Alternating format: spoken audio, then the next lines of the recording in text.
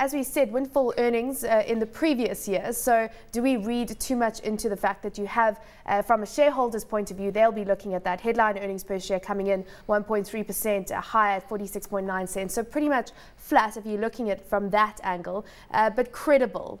In terms of the earnings drivers and the key highlights for you, what stood out? Well, just looking at the windfall earnings, so they speak more to the revenue that, the growth on revenue rather than anything else. In terms of the bottom line, the company took the view to sacrifice some of the current profitability to invest in new areas for growth, something we've been doing for the last 3 or 4 years.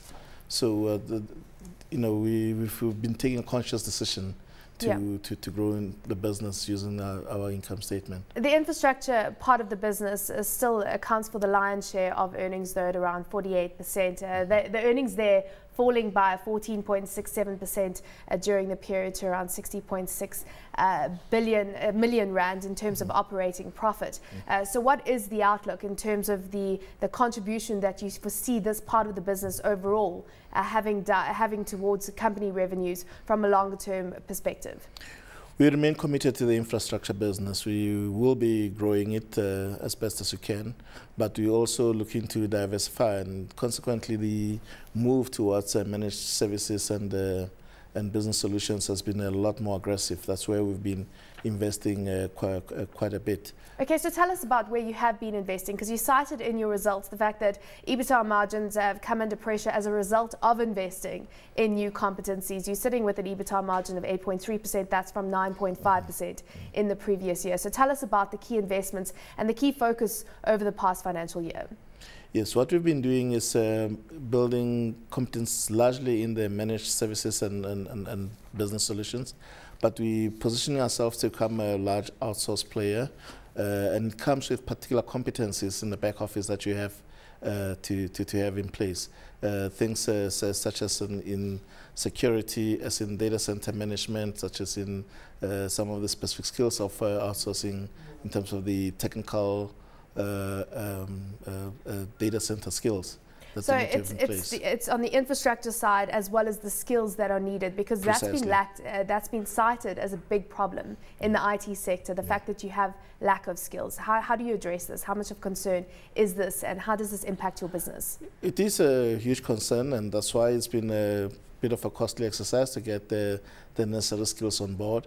Not only are we hiring new people, but we're training our own people as well to make sure that we can compete effectively in those areas. And of course, contributing to the country's pool of skills, which is a big need right now. Let's talk about growth areas for the company. Where are you spending the most money? Where do you see as the key growth areas in 2012? We're looking at the outsource space as well as in the managed print services, which is a form of outsource, particularly for print output. Yeah. And in security as well, it's one of the key areas that we're looking at. And you have that new securities operations center. Just give us a little background to that. It's seen as a new concept in South Africa. Exactly. What we're doing is we put the clients in a position where they don't have to worry about the security for their IT infrastructure, where we can monitor it and manage it for them from a centralized base. As Datacentrix, so we make sure that there's no intruder.